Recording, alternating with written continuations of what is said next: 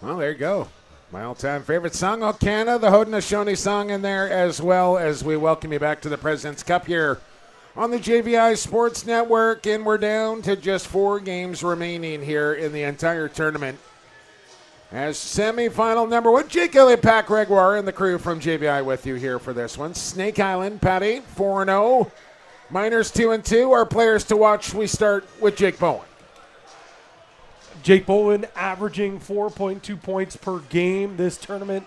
A sparkling 17 points overall. Uses his speed to his advantage. He probably had his best game of the tournament and the biggest so far. And on the other side, Mr. Ryan Lanchberry putting up points like nobody's business.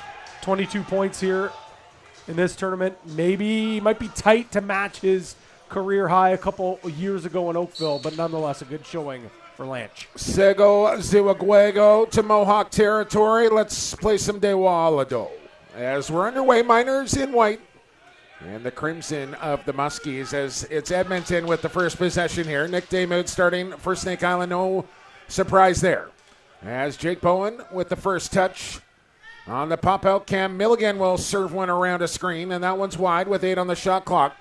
And the possession will die in the corner as Cam McLeod gets the start here for the Miners. He's 2-2, 779 save percentage, 11.01 goals against, and he's going to be better in both those departments if the Miners want to win this game.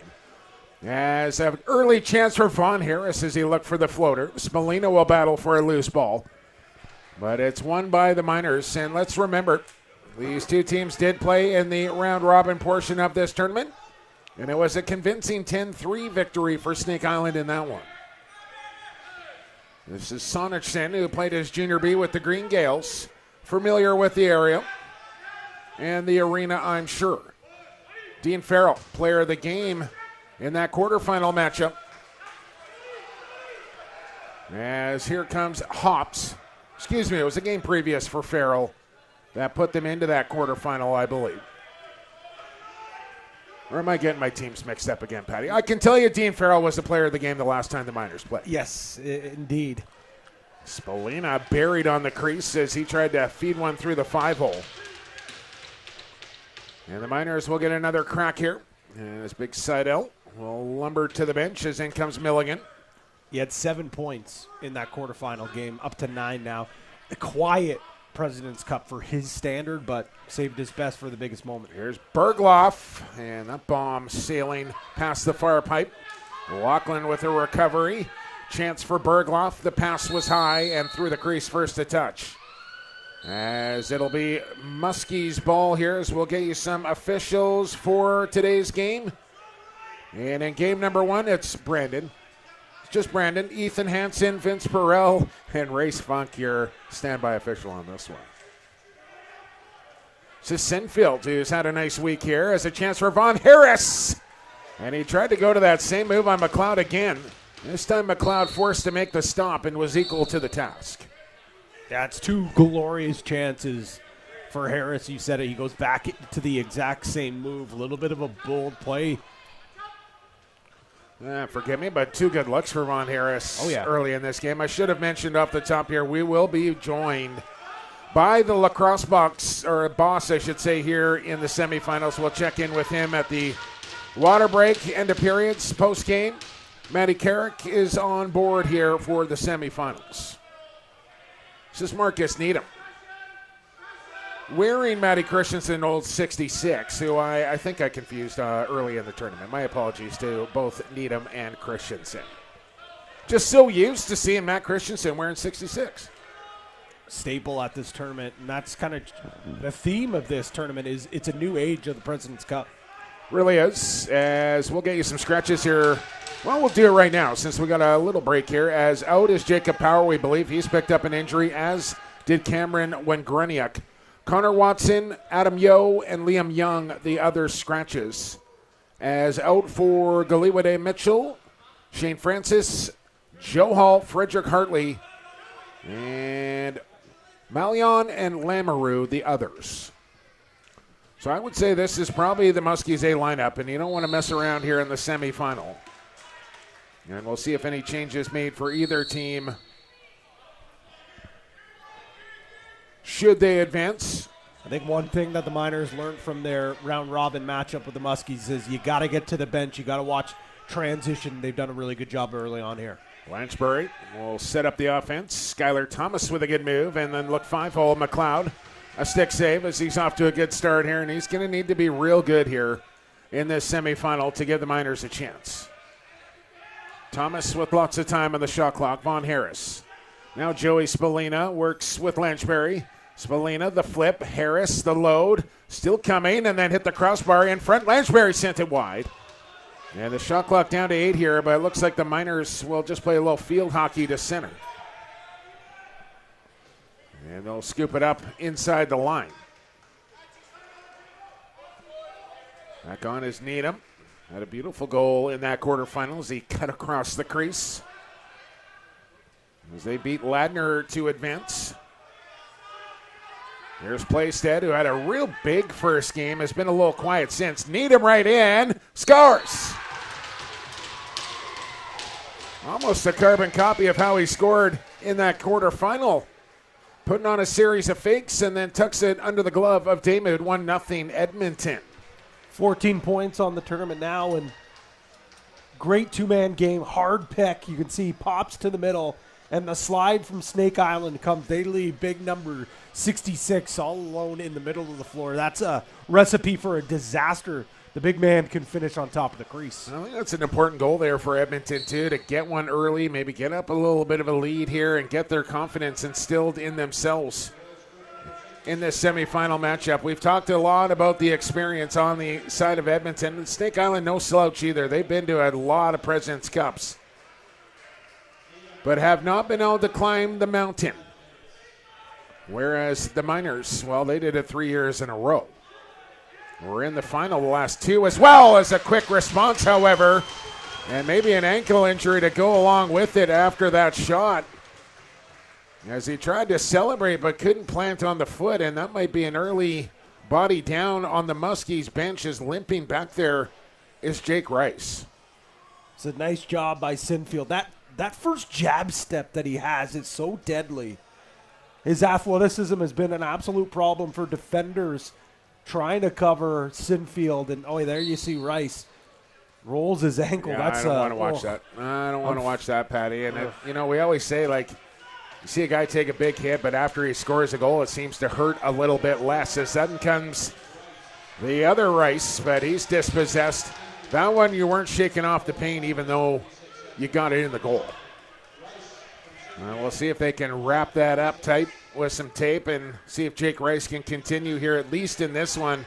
And we know with ankle injuries, Pat, like you might as well keep going if you can, because it's the next day when it's really going to swell up on you. Yeah, it looks like he's getting some medical attention down the hall. Chance here coming. Right on goal, and McLeod just enough. As he got a piece of it as it rolled across the goal line and stayed out as Raposo came close.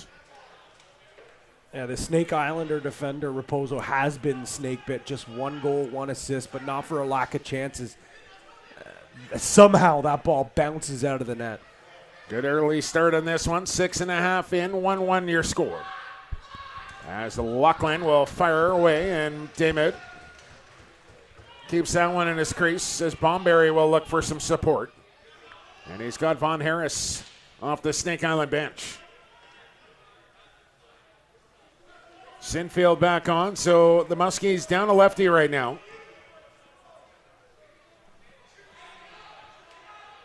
Feet in front. Harris wide open again. Man, that's like 3 early here in the first for Von Harris, but he hasn't been able to beat McLeod. Oh, picked up by Lanchbury. Stays on his feet. Bowen on his back, and Lanchbury hit the shoulder of McLeod. Yeah, Lanchbury wants at least a possession for the check on the back there. He's not going to get it from Brandon. Jake Bowen coming in, our player to watch here for the Miners. Lefty against righty, checking here as Hops on the wrong side of the floor defensively. Playstead. Iccioni will be switched off. Long shot, no trouble there for Damoud. He'll stop that one in his sleep. That's 2 back-to-back good shots that the Muskies gave up in areas that Nick Daymood wants to see that ball. Spallina. He can pop off at any time. He's second in Muskie scoring. This is Skylar Thomas back to Joey, and good defense there from Seidel as he closed the gap quickly and just picked that pass off. Here's Ronan Push in transition. Daymood, his former Panther City teammate, throws out the elbow to keep it a 1-1 game. Well, you got to think the shooting chart was on full display here for the Miners. Jordan Cornfield knows Nick Daymood really well, but also a couple of shooters on this team know their former teammate pretty well. Harris, Keogh, and Lanchbury out. Lanchbury slithering in. Here's Keogh driving, and that one got deflected into the corner. Late in the clock here. Keogh from a terrible angle just had to test the goaltender and did. But it'll stay in his crease, and it'll be a possession here for the Miners. Brett Craig. Been solid each and every time out here for Edmonton. Now Sonnerson. And Spallina looks like he's lost the head off his stick here. And that one made it about halfway back to the Snake Island bench, so no offensive shift coming here for Joey Spallina unless he's got his backup at the bench. And it doesn't look like he does. And at worst, he's going to need a new shaft. A stop from Cam McLeod and a quick possession there on the Muskies offense. As back in is Ronan Push. Bowen streaking through. Ball will come to Needham. And now touch the pocket of Dean Farrell.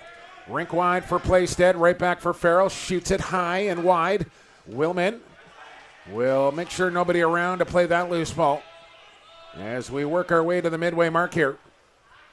Period one nicely underway on semifinal Friday. And a little action between the benches. And what are they calling here? Snake Island in possession. Why are they blowing that play down? And I think that Stephen Keogh's asking for an explanation as well. And if it's a change box infraction, it's a cross-checking call, so they're not going to call that in the change box on Sonnerson, but you can see. Yeah, it's a free possession given up there. They shouldn't have blown that down. Someone on Snake Island's bench saying, that's in the change box, and it's hard to argue. I thought it was very close.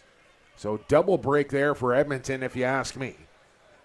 It's Sonnerson in the penalty box. The Muskies to the man advantage. Spallina back out with a fresh shaft on his stick as Lanchbury can't get his shot through. There, I mean, I know Lanchbury kind of wants to get her going here early, but a chance for a 2-on-1 here for the Miners. It's Bergloff, and he's stopped by Daymood. Yeah, I'm never going to tell Ryan Lanchbury when to shoot or not shoot. There was no lane there. A little bit too ill-advised, if you ask me. Yeah, there just was not a shooting lane. You got to move that ball a little bit around before you look to the goal. Get her under 10 seconds. Get that ball moving hot. Thomas working in. McLeod wants a whistle and will get one as the ball caught up in his leg pad. As they're about halfway through the penalty kill here for the Miners, the opening penalty of the game. As Craig will hang out high, the Muskies looking to set up a double. Milligan to the ball. And now Bowen, who wants to be the guy to go one-on-one. Briar Jonathan, as they bail out to the bench, an easy stop for Daymood. And lots of time to work with here for the Muskie power play. Stone Jacobs off to the bench. Keogh, Lanchbury, Spallina, Sinfield, and who do we got over there? Is that Thomas or Rice over there? Looks like Brian Rice. Can't quite pick up the number, but the shot on the slot for Salina as they set him up. And then a push on the back will give the Muskies a new 30 here. But a good set play drawn up there from Loelis. But Cam McLeod stopping Spallina in tight. Here it is again, as this time Keogh goes to the center. Lanchbury from the point. Again, fired through traffic. They'll say it hit the goaltender. Penalty time just about over. I think that one actually hit the outside of the bar. Back on comes Sonnerson. Low bounce shot, deflecting. Sinfield, a nice loose ball. Works to the crease, and good reaching effort there. McLeod being tested early and often in this one has just let one slip by so far. I would say through the, first 12 minutes of this game, Pat, I think the Muskies have had the better opportunities at least. I would say they probably are leading in shot totals, but if you look at quality chances, that's what I'm talking about, yeah. Danger chances for sure.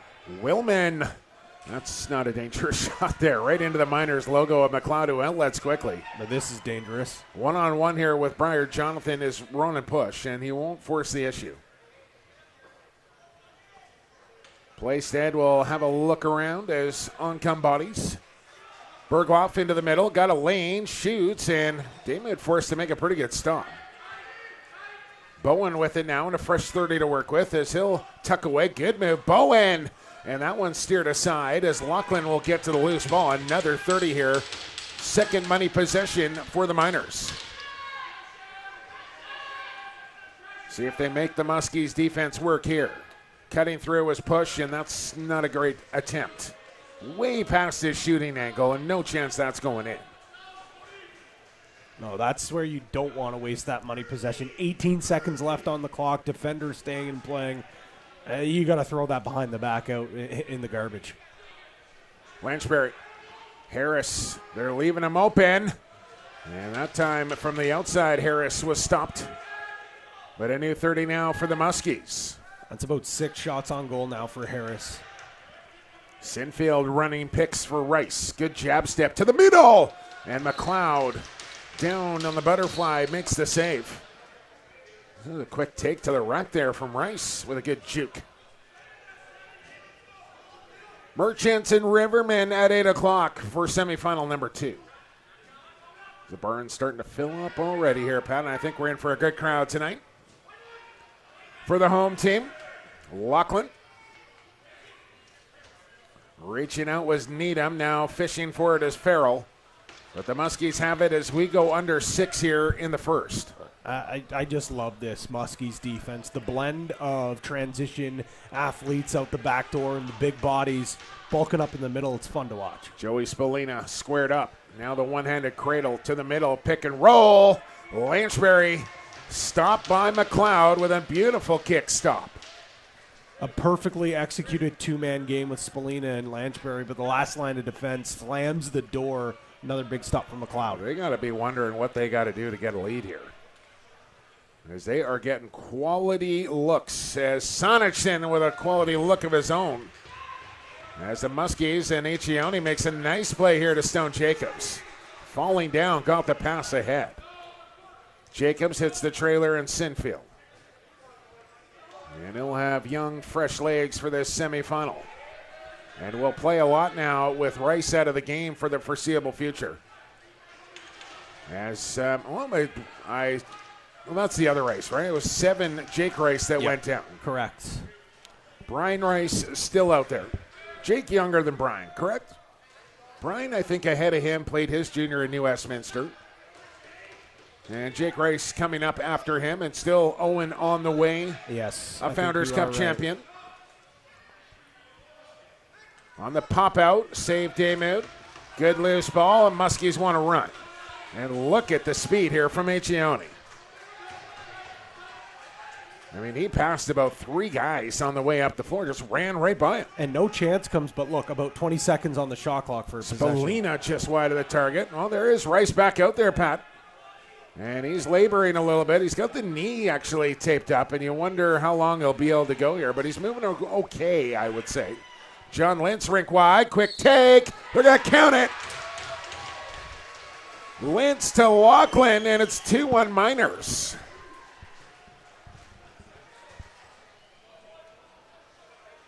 Mr. Miner himself getting the party started in transition. And this is a great seeing eye shot. But how about the pick there from Bowen? Opens up that lane for that backdoor chance for Lachlan. Lachlan, a great game in that quarterfinal as well. Finished with a goal and 6 assists, that time getting in on the goal-scoring action.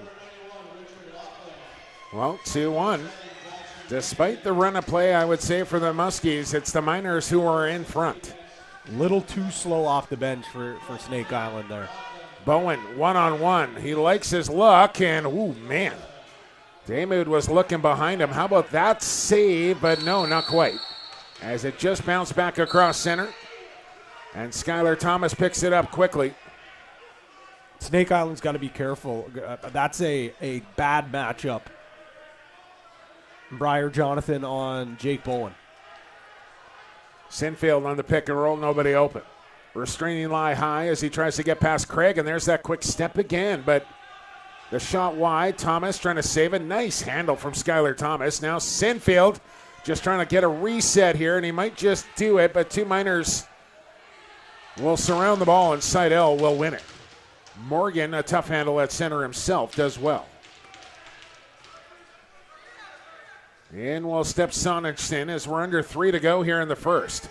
Penalty call coming to Snake Island, and it's touched up by Willman, and here comes a Miners power play now.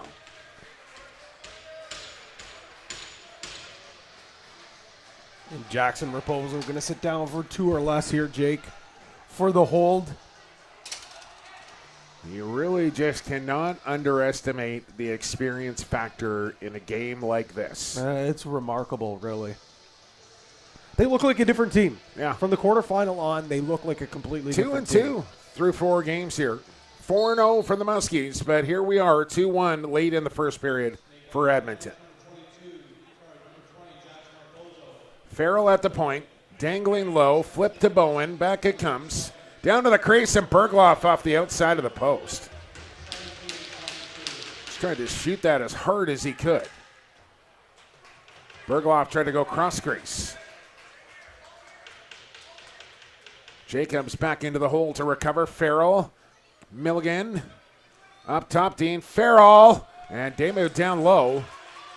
Muskies looking to get out of their zone, a lead feed, and takes a funny bounce on Accioni off the turf, can't play it. Right idea there, just didn't take a good bounce. And now Accioni will have to make a change here as he'll come off the short man unit. As Stone Jacobs will replace him. He'll play up top. Bowen will work to the point as Farrell, I'm sure, wanting to get his shot off, but it's Bergloff instead. And it's a power play goal for Edmonton. They lead by 2.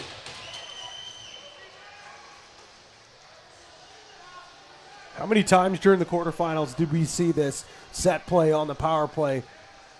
You're going to get it to the righties, and it's just a simple skip. This time, we've seen Dean Farrell on the crease, but this time it's the big body of Bergloff. And the big man's got some silky mitts, able to put that home with relative ease.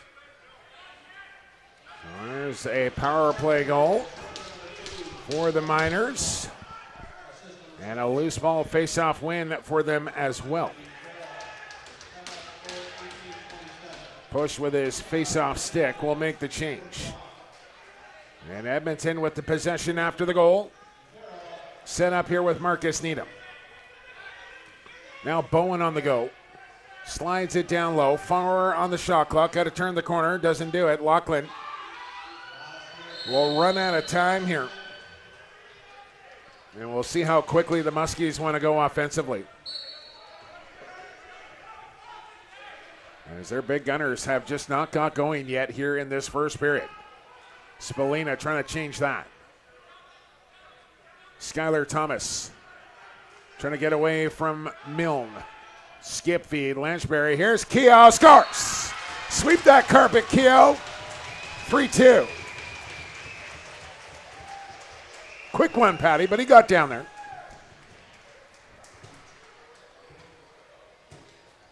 Oh, see, great job here. How about Joey Spallina in the middle of the turf, crashing, banging. He's going to pop out here.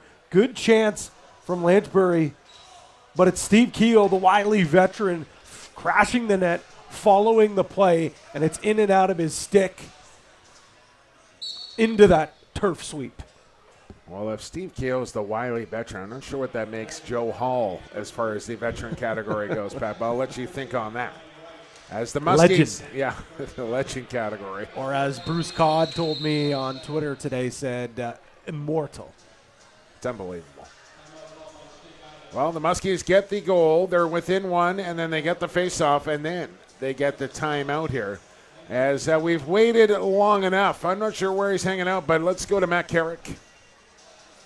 Jumbo's favorite spot. I'm in the home penalty box right here. But I talked to Luke Magnan of the Snake Island Muskies before this tournament, before this game, and was talking about Joey Spallina. Obviously, we know all the accolades about Spallina, the All-American nominee, the silver medalist, over 300 points in junior, about to break a Syracuse record for all-time points going back to that school this year. But Luke Magnan actually said it's the kids in the community that know Spallina and knew he was coming to here to play for the Muskies that really riled them up and got them excited for Muskies lacrosse. And Joey Spallina making his presence felt. He's going to come out here for the up-man set. He also said he's such a competitor, did not want to come out of the game the other night in terms of just actually electing and saying, and he would, nominate himself to play left-handed. Thank you very much. That's exactly where I was going, and we'll let you guys take this final set.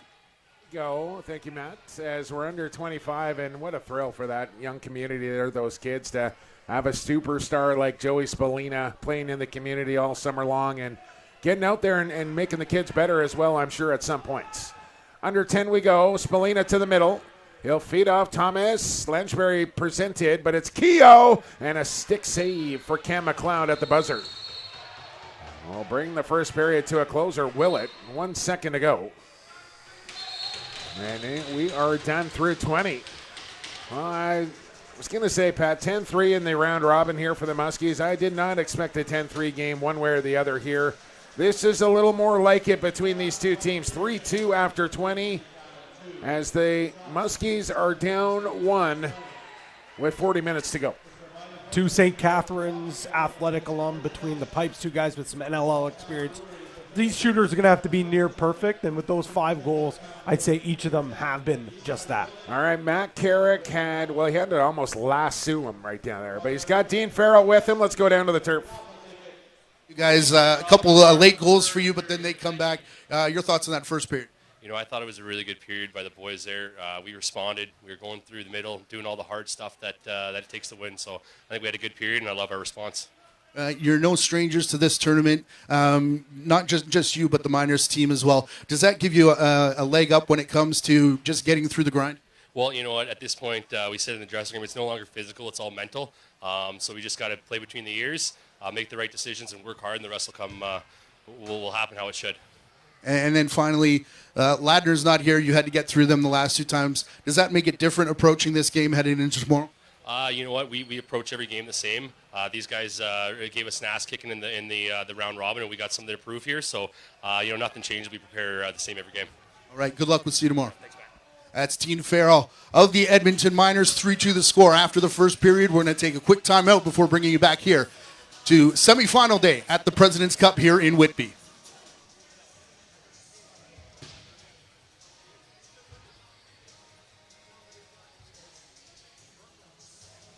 You can catch the fun with lacrosse, Canada's national summer sport. Everyone can experience the excitement of lacrosse, where fun meets fitness and friends are made. Lacrosse is one of the youngest organized sports children can play. And with 66 clubs throughout Ontario, everyone can get in on the fun. Visit playlacrosse.com. Our interactive map will help you find a lacrosse club in your area. Join the Ontario lacrosse community today. Ask a parent before going online. From our unique origins to the modern game, the global lacrosse community has been preparing for this moment. Together, we step into a new chapter of growth, competition, unity, and inspiration for the next generation. Welcome to a new era of lacrosse. At the Olympic Games in Los Angeles, we continue growing together. Join the journey, and let's make history in LA and beyond. A new era of lacrosse starts now. From grassroots to major international events, Sport Durham's award-winning edge is the care we take to create memorable participant experiences and lasting legacies. Collaborate with Sport Durham to host your best event yet. While you're here, be sure to visit durhamtourism.ca for things to do across Durham Region's 8 vibrant communities. Summit Access Solutions is a turnkey access company that can accommodate any and all projects from scaffolding, swing stage, material lifts, weather enclosure systems, and shoring, just to name a few. We specialize in making what looks impossible possible so that you can complete any project safely, efficiently, and on time. Call us at 877-786-6483 or visit summitaccess.ca. No matter what the disaster, we'll be there to help get everything in your home or business restored back to normal. Whether your property has suffered from a kitchen fire, basement flood, or a break-in, our professional technicians and restoration experts will use the best tools and strategies to help you make your house feel like a home again. The wait is over. The NLL has partnered with TFL Sports to bring you something legendary. Not since the days of the 1993 MILL has Pro Box Lacrosse seen premier collectible trading cards. The most comprehensive, officially licensed NLL trading cards ever, featuring legends, rookies, game highlights, and more, all dropping in October. Pre-order yours now before they are gone at shop.tflsport.com. With this many stars, you won't want to miss your chance to chase greatness. Whether you're just getting into lacrosse or a seasoned veteran ready to upgrade from that old broken down smelly gear, Twisted Heads Custom Lacrosse has you covered. We specialize in custom head dyes trusted by the pros and stringing for all ages. Follow us on Instagram at twistedheads_lax, and you can also stop by the Warthog's Den at 203 Simcoe Street, Unit 8, Peterborough. Can't make it? Don't worry. You can find everything you need right at your fingertips at twistedheadslax.com. Unleash your inner warthog at Twisted Heads Lacrosse. At Special Benefits Insurance Services, we're more than just an insurance agency. We're a family proudly serving Canadians nationwide since 1993. For over 30 years, we've helped families and individuals find the right health, dental, and travel insurance, always with friendly expert advice that's completely free. Whether you're planning a trip, protecting your health, or making sure your loved ones are covered, we're here with clarity, care, and decades of trusted experience. Special Benefits Insurance Services, where family values meet trusted guidance. Visit us today at sbis.ca. Town Brewery is based right here in Whitby and focused on strengthening our community through good work and good times. Check out the brewery just around the corner at Brock and Victoria, where they brew tons of lagers, sours, and IPAs. And if you've never been, be sure to hit up the Pump House Town waterfront location just down the street on the shores of beautiful Lake Ontario.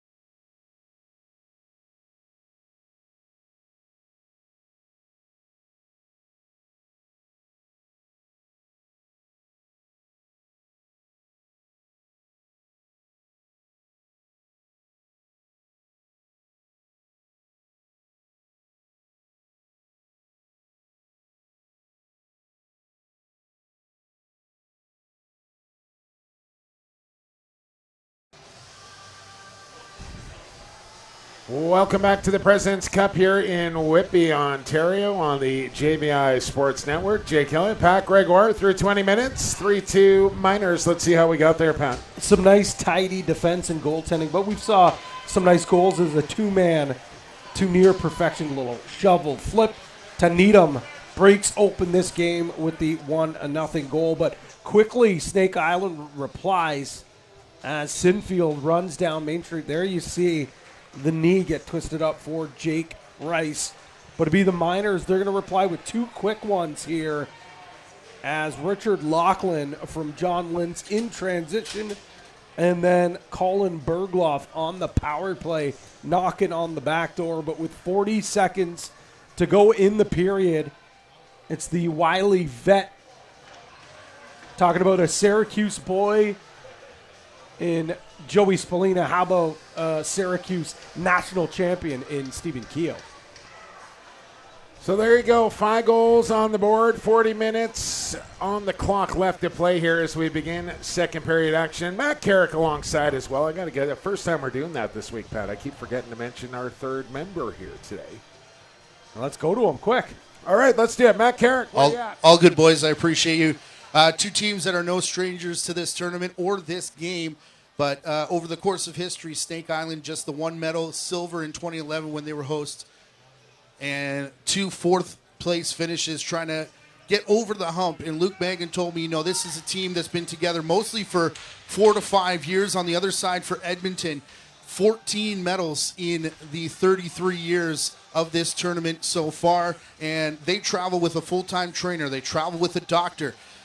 Jordan Cornfield told me, as did Dean Farrell at the intermission, that this is now mental when they get to this point. So from a coaching staff and a player's perspective who aren't playing, they're the ones that bring the energy and try and keep the boys hyped and get them going to the next level. The organization, as blow the whistle, let's play some lacrosse. Classy as it gets when it gets to Jordan Cornfield, the Edmonton Miners, they do it the right way every single year. And there's a reason, like Matt alluded to, 14 medals in 33 years. It starts at the top with the Miners, and it all trickles down throughout their roster. And there's no doubt about that. They hold themselves to a standard. Here's Bowen. Loves that face dodge move, but the Muskies have been ready for it so far. Raposo the matchup. Here's Dean Farrell, and Damoud, an early test, is ready for it and keeps his Muskies within 1. It's not often Matt Accioni gets burned to the middle of the floor. We'll get to that in just a second. Jared Toll picking up some junk as a sloppy pass there will result in a turnover. And, you're going to have mistakes. You're going to have turnovers. In a game like this, on a change, you can't have it. You got to bear down and make sure you're making the right play every single time you're on the floor. Laughlin driving. Double comes, somebody open. Pass was low for Sonichson. And there's a Muskie stop on defense.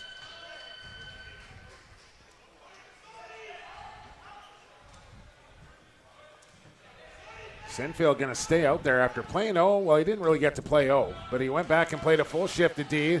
Now he's going to run back again here responsibly. How about the motor for Sinfield? Now we might sneak in a change as Gant wants to get there too. That's a long shift there for young Sinfield. Here's Playstead. Stick at the ready. He'll pass off Bowen. A jab step to the middle. Back to Playstead. 7 on the shot clock. Needham down to the crease is open. And a quick recovery there from Briar Jonathan. That shot high and wide. And that one too late. It's Muskie's ball. Back-to-back 30-second shot clock kills for Snake Island. Unfortunate for them, they almost... There's the Port Mighty bounce pass, Patty, right there for Lansbury. Handled it well. That was almost 2 turnovers in a row off a 30-second kill. Here comes Thomas with speed. Runs out wide. Turns back up high on Craig. Feeds across to Lansbury. Looking to get that shot off. A little hesitation into the middle. Here's the room, and that's not going to get it done. Did get a reset, but they're not going to score on that shot. Back the other way here with Craig. He's going to load. Why not? And fires it wide and bouncing into the Miners bench. Muskie ball. Somebody's got to go back to the pill here. Go get the ball. Keel will do that. Slow set here. Rice, who went down with a bit of an injury in that first period, got taped up. He's back out, and that one just wide by about 6 inches. As Keel recovers, he'll load, and McLeod been rock solid all game so far. Another quality save. Snake Island got to find a way to get to the interior of the defense. Miners making it life hard, but the 2 times that they've scored, it's been right on top of the crease for McLeod. Milligan. Hard pass for Bowen. Raposo, a good shoulder. And nice little scoop up there. And he'll dash away from Sonichin, who wants to get in a change. Brian Rice will let the offense come on. Into the middle, he'll come. Lanchberry, it's all going to work through 77. That's got to be a penalty. Where is the call? Oh, they got it up. Excuse me. I did not. Took them a while. It was a late call. I was going to lose my mind right there if that wasn't called. As Brett Craig, the guilty party here, and the Muskies go to the work for the first time here tonight on the man advantage. Big opportunity here for the Muskies to tie up, as we'll see the big body of Michael Seidel. Little water skiing action. Summer's not over yet, but yeah, no doubt, Jumbo, I was with you there. That has to be 2 minutes. Thought about doing that on the shores of Lake Ontario off of Whitby Beach there, Pat. Decided against it as Spalina, a hard rip, and then Lanchberry on the follow-up will pump it home. 13 seconds on the man advantage is all it took here for Lanchberry to tie the game.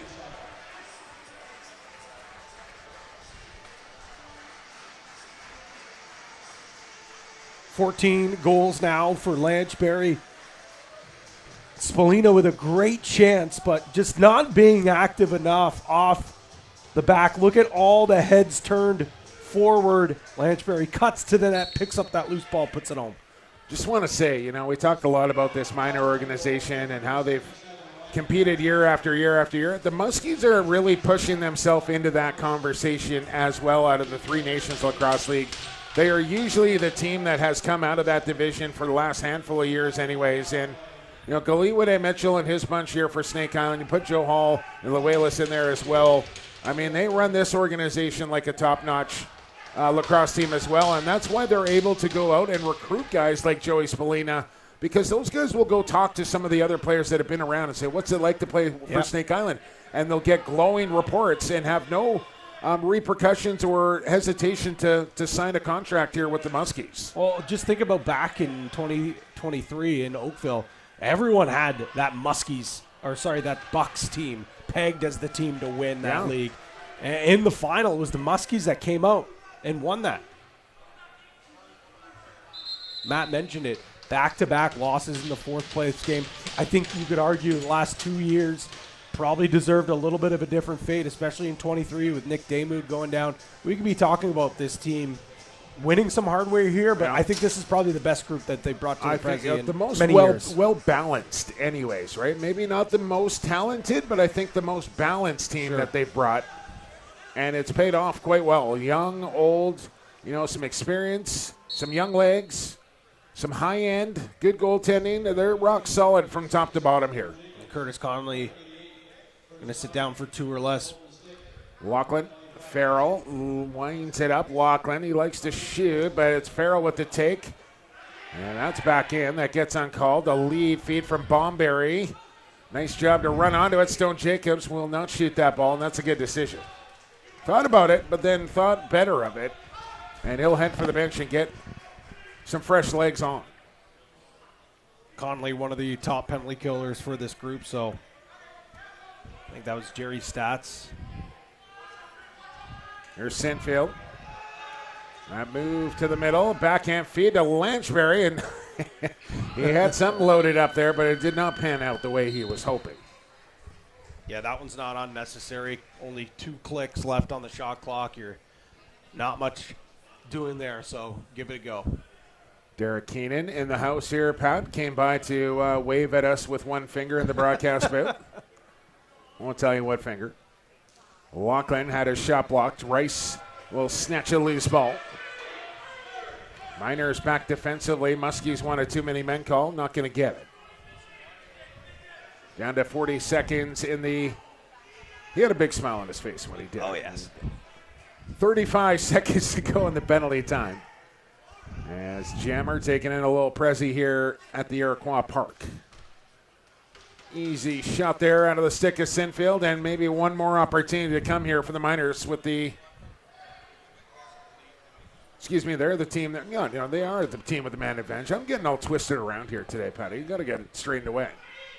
Still time to go. Milligan. Farrell.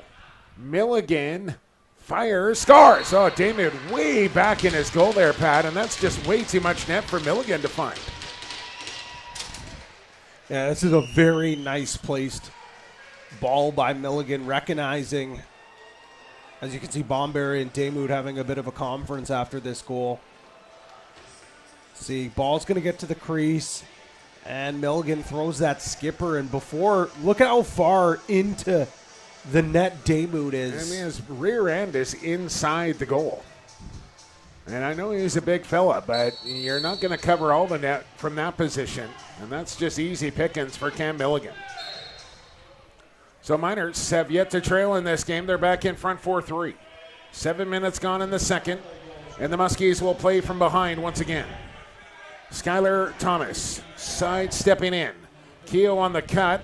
Pass off his stick. Now fire, scores! Sweep it again.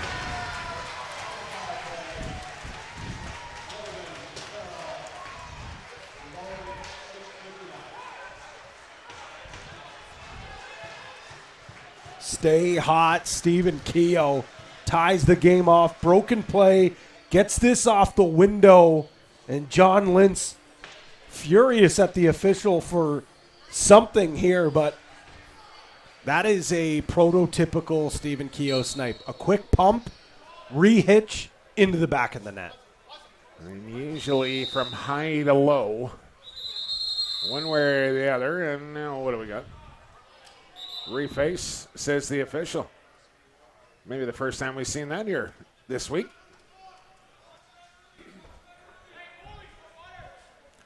A couple of good draw men in this game as well, Pat, says Push and William. What is wrong with me right now?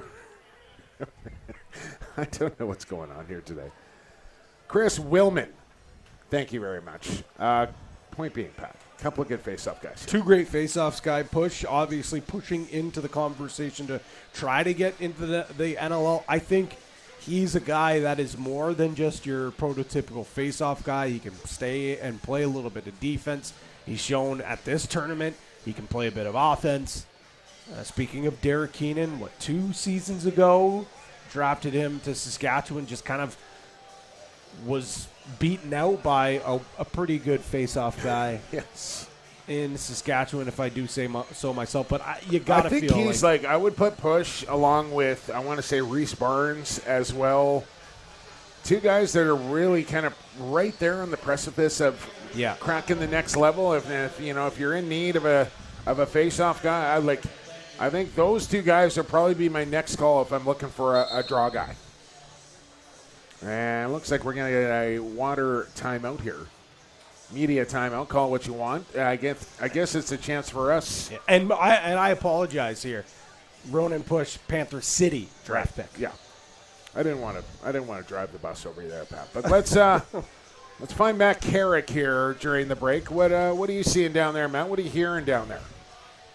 What I'm hearing right now is that there's an issue with the shot clocks, which is why they've decided to take the timeout and the goalie water break. So we could be here for a little bit while they try and get some arena staff.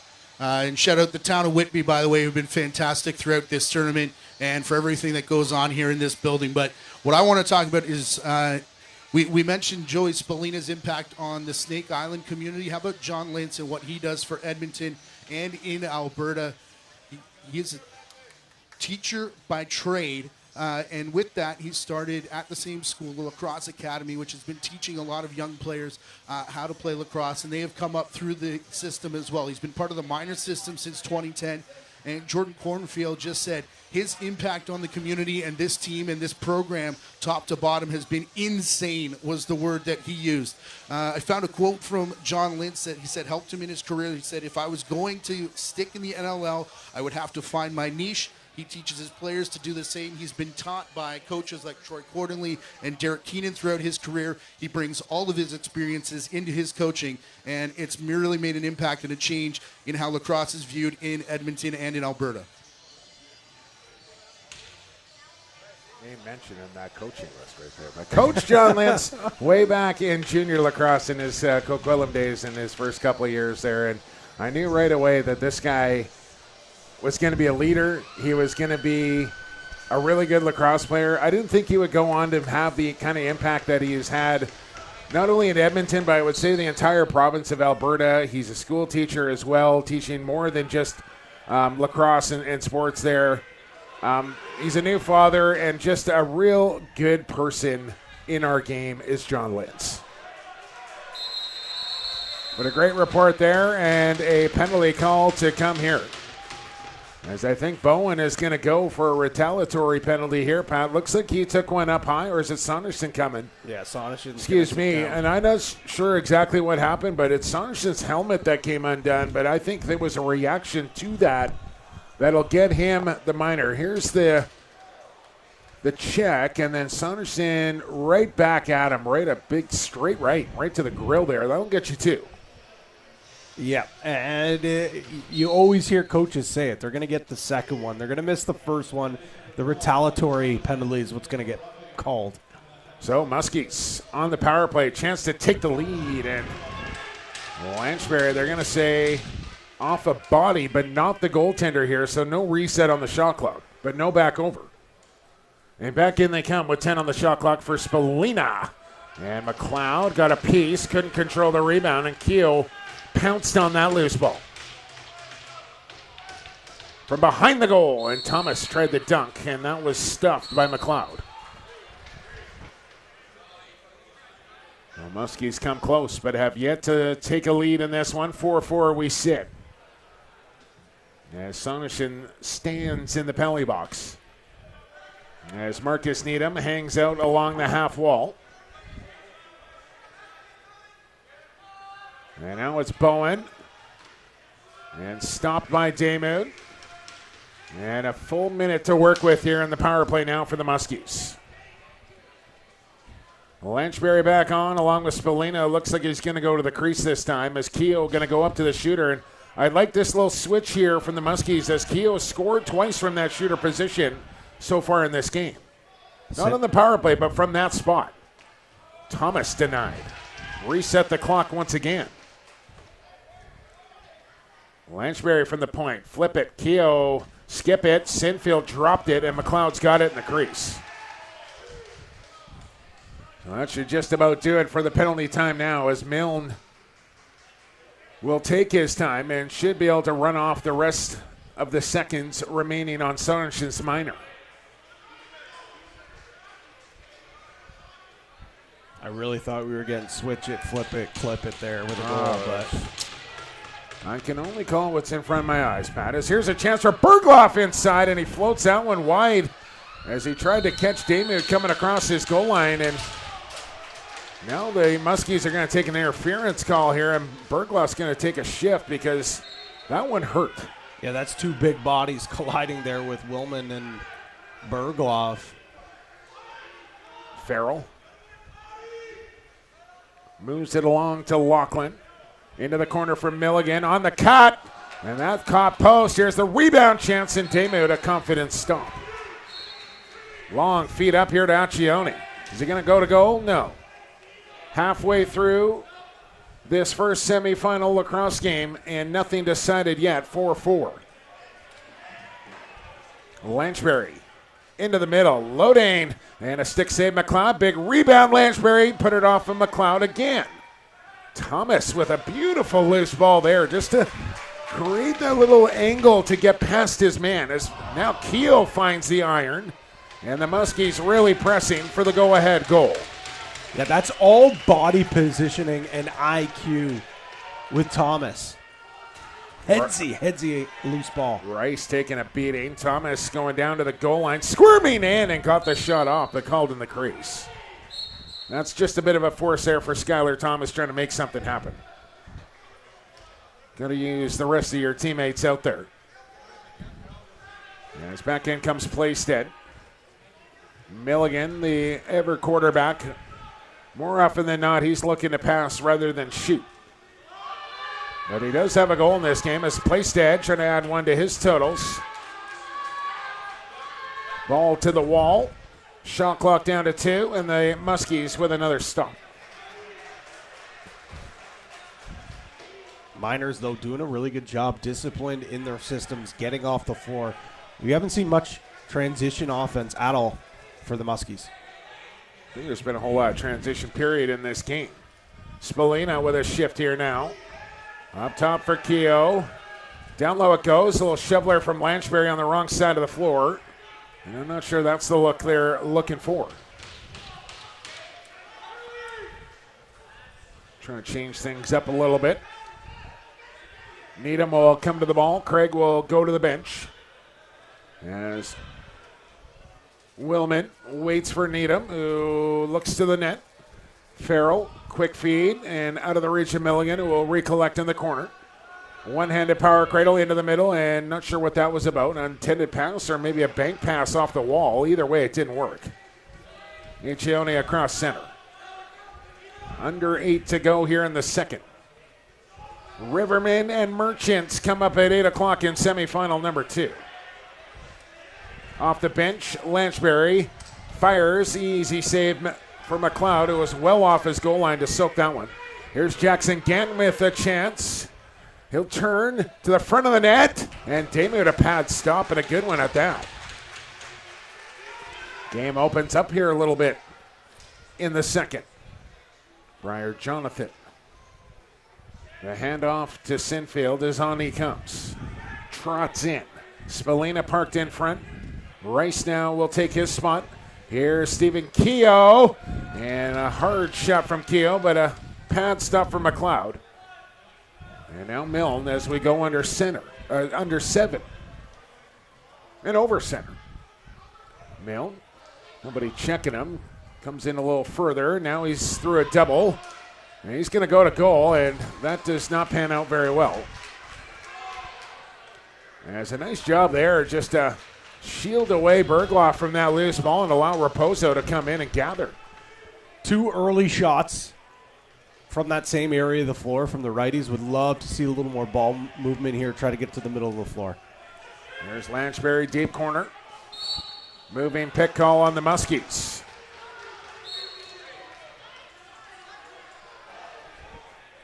It looks like Lanchbury just took a he was heavy hack on the knee trying there. to draw a call there. He put the ball down, and Seidel gave him a little help, and Lanchbury was trying to draw a penalty. Bowen. Milligan, Farrell, that loves that high far corner. Not this time. Maybe numbers here for the Muskies. If they scoop and go, it's Jacobs. Drop it back, Raposo. One more. Here's Keogh, and he's stopped by McLeod. Stick side with the elbow. Cam McLeod keeps it 4-4. It was good execution on a 3-on-2 for Snake Island. Except for the goal, of course. Sonichson from well out. Damoud back in his goal. Oh, clip it for Damoud as he throws up the stick and takes one away from Bergloff from a knee. Game saver from Damoud, uses his Philadelphia wing to make that stop. Spallina on late. Here's Lanchbury with it. Needs a pick on the top. Gets one. Still going as Lanchbury. And then put it off the elbow of McLeod as it rings around the corner glass. As Von Harris back out, and looks like now a heavily wrapped right leg here, Pat. And maybe a reason we haven't seen a whole lot of Von Harris in the second. Cam McLeod, another stop, hangs on to the rebound this time, and we're under 5 to go in the second. Got to say, big stop from McLeod, but the one thing that's really impressing me is the rebound control right now. No secondary possessions at all available for Snake Island. Nothing between these two teams 35 minutes into this game. Bowen There's that move again. And then the check from behind as Farrell. Look out. Is it in? No, they wipe it off. Miners thought it was a goal. The referee disagrees. That close to another Miners lead.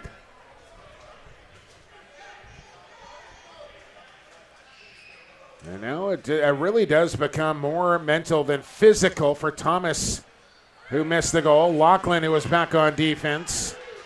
Can you control your emotions? Can you dial in your focus when you need it most? And Sonachin will bounce one through the legs of Damoud as the Miners go back in front, 5-4. And I thought Farrell was coming to get that ball. That's not the case. He just wanted a word with the official, but how about it from Sonachin as he puts the Miners back in front? Lachlan going to pick up another assist. He was tracking back on defense, transition off that bench.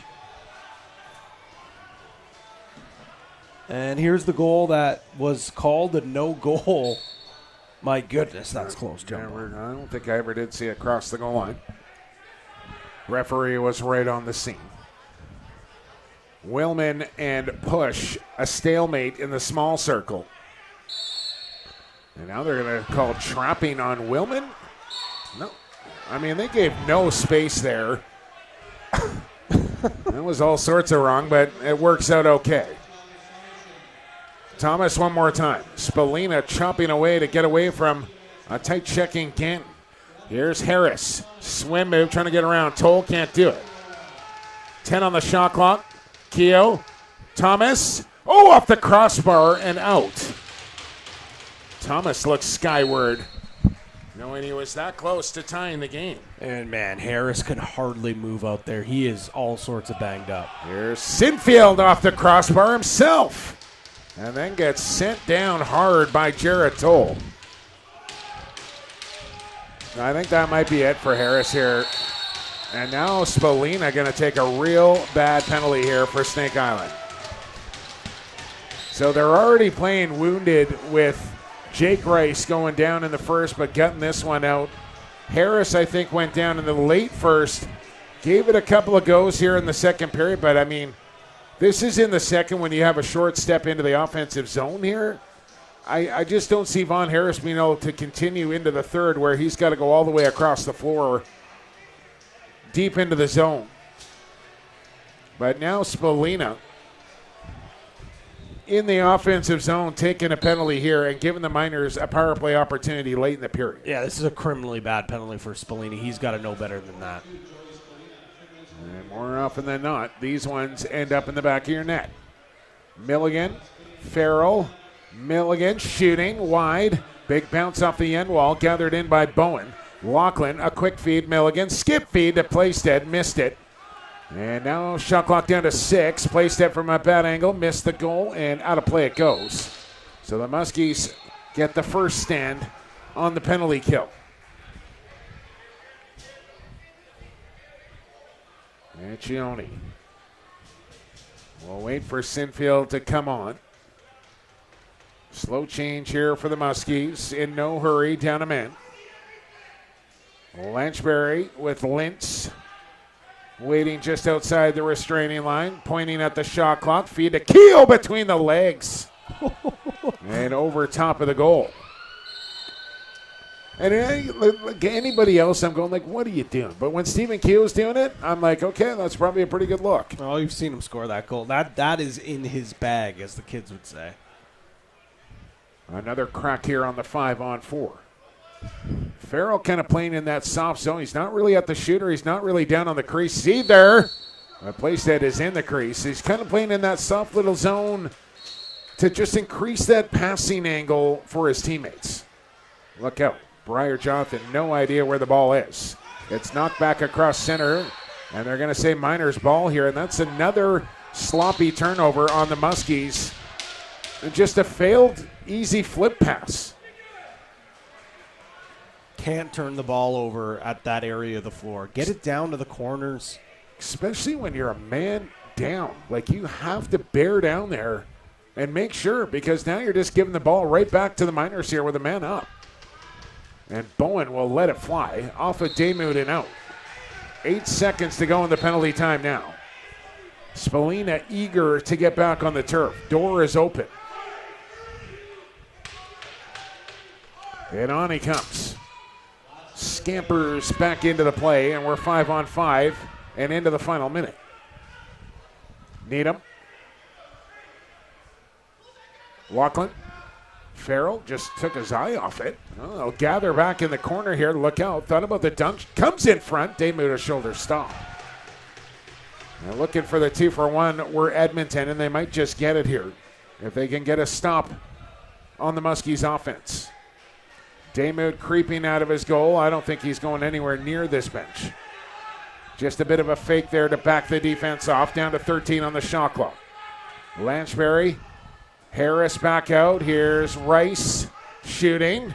Easy save, McLeod. And now the Miners all signal. About 20 of them over there, Pat, all signaling timeout on the Miners bench. 12 seconds, more than enough time here for the Miners to chalk something up there. Don't know if that's the look you want with Rice going low to low, right in the stick of McLeod. You got to try to get something off that goes off a pad or a post or something so you can get a reset there, maybe a timeout, but nonetheless, it's going to be Edmonton with an opportunity to extend their lead by 2 heading into this period. Well, it was 3-2 after 20. Yep. 5-4 here in the dying seconds of period 2. So a 2-2 period as we stand right now. Accioni wants the ball deep in the Edmonton zone to start, and I think the official is going to oblige. He's going to get up there in the forecheck. Normally you don't see a guy bring up the pressure here on the clear, but that's what the Muskies strategy is going to be, which might just leave an extra body in behind the defense here, and they need to be careful of doing this. You better have your rotation on properly here if you're Snake Island. I'll be honest, I don't hate it with the athletes that they have. Accioni is going to have to hustle. He can close this gap here. Yeah, pass comes down. Farrell down to 6. They lob high Milligan. Down to 5. Lachlan. Here's the chance. And, I think that worked out very well for Snake Island. I don't think Edmonton was kind of ready for that or knew exactly what they should have done to execute a little better to create a shot opportunity with an extra guy out on the turf in the dying seconds. That's what they call good coaching there. Really nice job by Luke Magnan to chalk something up there. Knowing your team, right? Knowing you have the athletes to do that, knowing you have the IQ guys to be able to do that. We'll get a quick interview here as Carrick on his horse. Good hustle there, Matty, as he runs down Raposo, as we will run down to the turf here. Matt Carrick with Raposo. Thank you very much, guys. A tight game after 2 periods. How's it feel for you guys on the bench? I know it's good. I think we just got to stay positive and start keep doing the little things, but we'll be fine. For a team that's had trouble getting past this game, what was the conversation like before this one and into the intermissions? It remains the same. I think we got a lot of confidence in this room, and we all believe in each other. So just keep taking it into the third period, and we'll be okay. Looks like a lot of the chances are coming off transition, which favors your game. Is that correct from where you stand? I got to play defense first. Do the little things on D, and then you'll create transition based off of that. But I think going into the third here, got to get some transition. And then just a word for Nicky Damoud and his play in that period. Can't say enough about Nicky. He's our anchor back there, and he's going to win us this game. Okay, we'll see if that turns out. Good luck. Appreciate it. Thanks to Jackson Raposo. Thanks for everyone that's tuning in. Now we'll send it to break with a 5-4 lead here in semifinal number 1. You're watching the 2025 President's Cup from Whitby.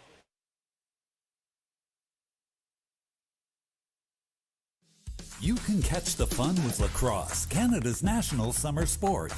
Everyone can experience the excitement of lacrosse, where fun meets fitness and friends are made. Lacrosse is one of the youngest organized sports children can play. And with 66 clubs throughout Ontario, everyone can get in on the fun. Visit playlacrosse.com. Our interactive map will help you find a lacrosse club in your area. Join the Ontario lacrosse community today. Ask a parent before going online. From our unique origins to the modern game, the global lacrosse community has been preparing for this moment. Together, we step into a new chapter of growth, competition, unity, and inspiration for the next generation.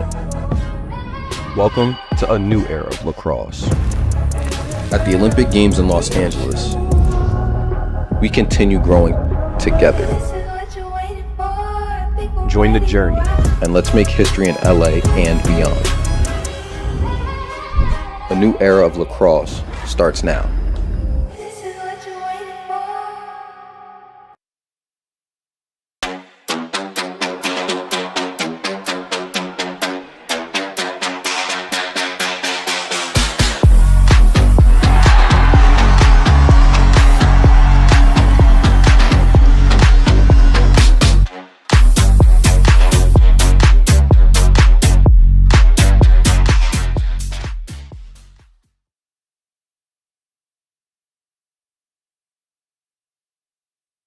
From grassroots to major international events, Sport Durham's award-winning edge is the care we take to create memorable participant experiences and lasting legacies. Collaborate with Sport Durham to host your best event yet. While you're here, be sure to visit durhamtourism.ca for things to do across Durham Region's 8 vibrant communities.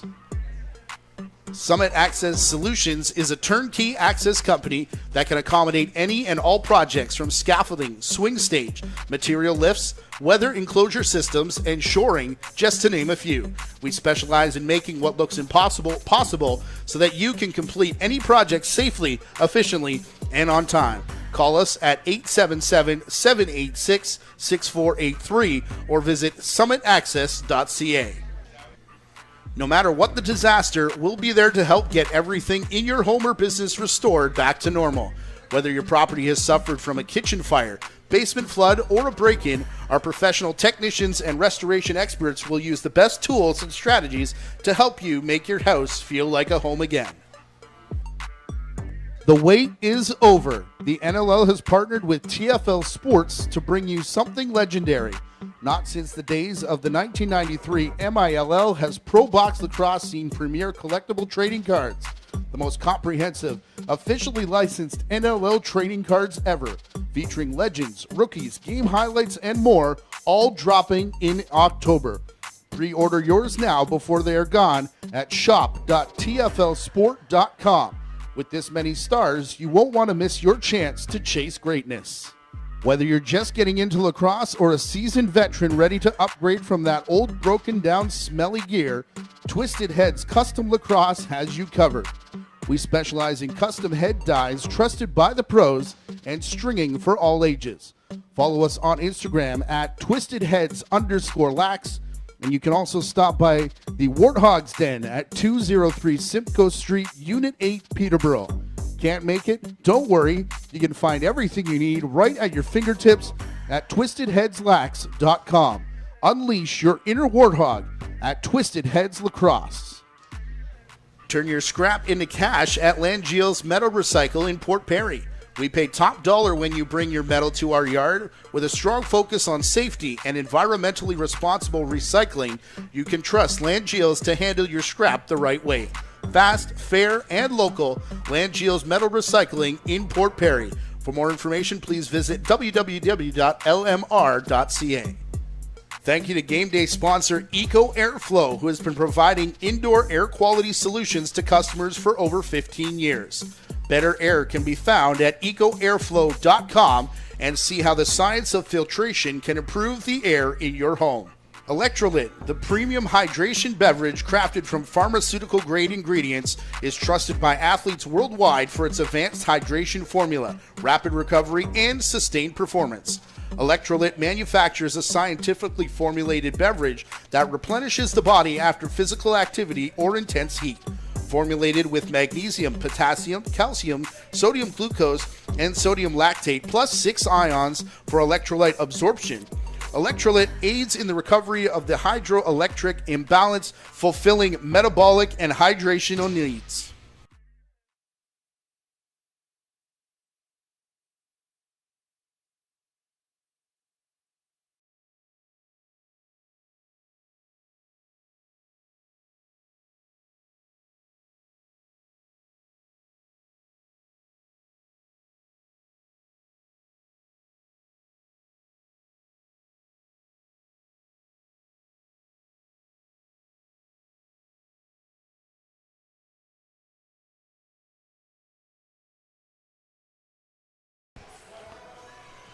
We are back live inside the Iroquois Park Sports Centre. Jake Elliott, Pat Gregar, Matt Carrick with you. And after 40 minutes of play here, Pat, 5-4. Good one cooking on semifinal number 1. 5-4. Miners lead the Muskies with 20 to go. Let's have a look at the highlights from period number 2. Yeah, through 40, this game has been as advertised as Ryan Blanchberry gets this game tied up at 3, but the Miners will just not go away as the Ontario product. Milligan with a bouncer to regain this lead. Stephen Keogh dialing back the clock gets his second of the game. In transition, though, Sonishin, the Green Gales Junior B product, gets the last goal of the period, and that's where we stand, 5-4 in favor of the back-to-back silver medalists. 3-2 in the first for the Miners, 2-2 in the second period. What will period 3 have in store? Well, we're going to find out. We're going to check in with Matt Carrick ahead of third period action. Thanks, boys. We are at Iroquois Park Sports Centre here in Whitby, Ontario, which annually hosts the Ontario Lacrosse Festival. For those of you outside province who haven't heard of it, the largest youth lacrosse event in the world, celebrated its 20th anniversary this past summer, held between August 1st to 10th. 433 teams, 8,000 plus coaches and athletes from all across Ontario vying for 34 provincial championships. If anybody's ever been to events like Calgary Stampede or Grey Cup, of real celebration of those sports and the entire nation coming together, it sort of gets that feel when you see all the jerseys and teams and flags and so on that are representative. If you're planning on coming, book your hotel room early and hydrate, because not a room to be had, and it is very hot, and it's a very long week. And yes, Jake, even people from BC are invited to come check it out. All right, I'm going to do that. I don't suggest you stay at the Pickering Casino, though, because the poker room might have got the best of me last night. But just going to say that was a quick trip to floor number 3, and I was back in my hotel room before I know it. Stay cool, bet responsibly. 2-pair just wasn't good enough against a better 2-pair last night, and a costly night for your Australia. It's going to be costly here for somebody in this third period, as somebody will be playing in the bronze medal game and somebody will be playing for gold tomorrow here at the Prezi. Big thank you to all our sponsors here at the President's Cup as we're set to go for period number 3. Thanks to you for tuning in too as well, and thanks to some anonymous gifter who brought me this great cup personalized with my Instagram handle and my catchphrase here. Patty, blow the whistle. Let's play some lacrosse right on the cup. I don't know who dropped it off, though. It's amazing. It is quite the mug you got there. And, hey, Jake, if you ever forget to say your catchphrase, it's right there. You can read right off of it. Staring me in the face. I should have put Iroquois Park Sports Centre. An early save for Damoud, who's been good. But Cam McLeod, I would say, has been just a touch better here today. Look out for Bergloff, who's in the crease. I mean, both goalies have been good, Pat, but I'd say, I still feel like the Muskies have played a little bit better in this game, aside from Cam McLeod, who I think has maybe been the best player on the floor. Spallina trying to get it going. It's been Stephen Keogh, the hot man here for the Muskies offense. And ball bouncing around in the zone here with the shot clock winding down, and it's dug out of there by Craig, and Harris can't run. But Craig can, and in he comes, and Damoud will stare him down. Huge stop there for Nick Damoud.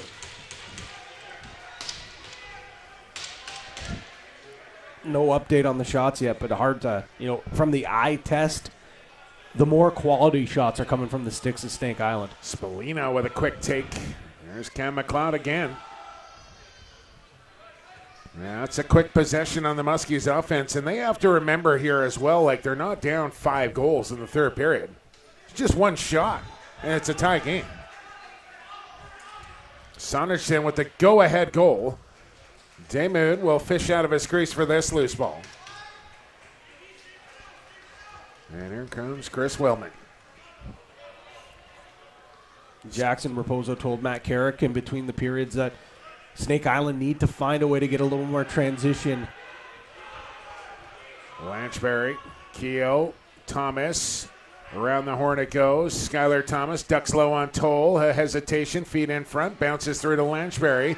Keogh's going to load one up, and that one hit a body, the backside, in fact, of push. The old tush push right there for Ronan.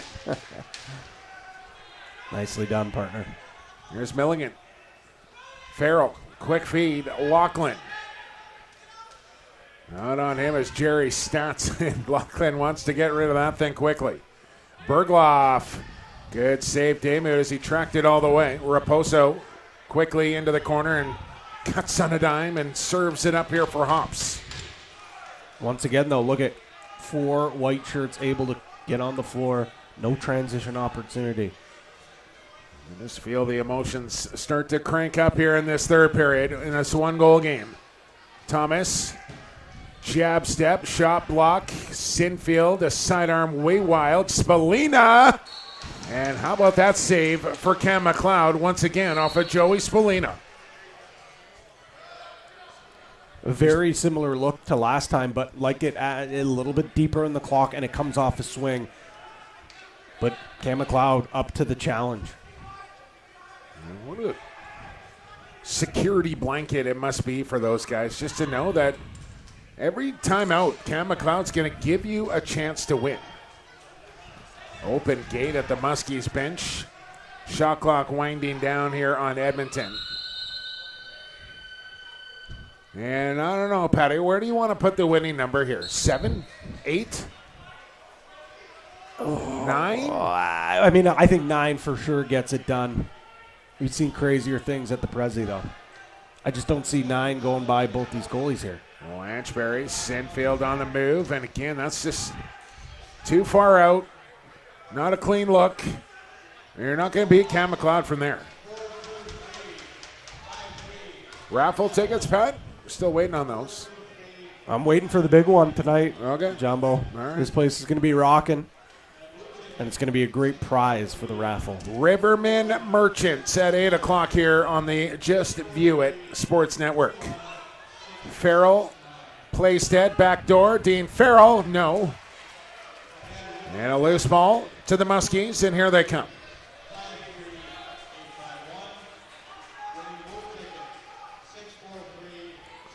Ryan Lanchberry had an excellent week.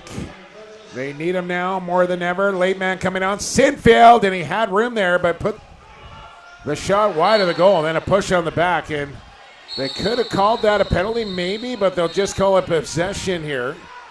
Are they playing lacrosse here? John Lentz all day scores. Oh, man, that is going to make the Muskies livid. Nobody knew that the play was live except John Lentz.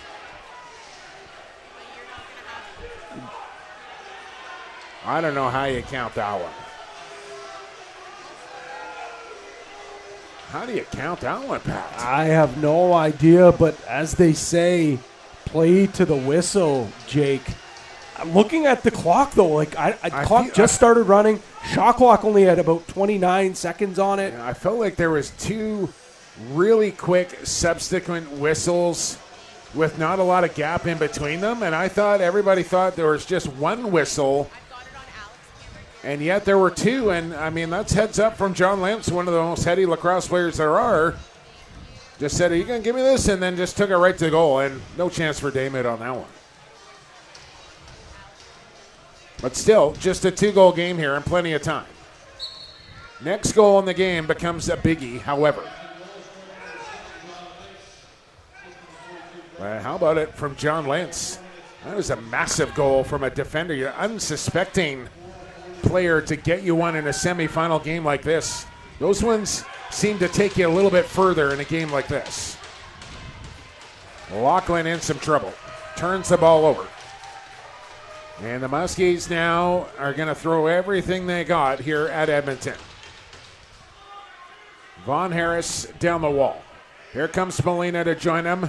Keogh will set the post. Harris to the middle. Shoots it. McLeod didn't know much about it, but he got in front of it. And a long feed up here on the mark for Ganton. Bowen on quickly.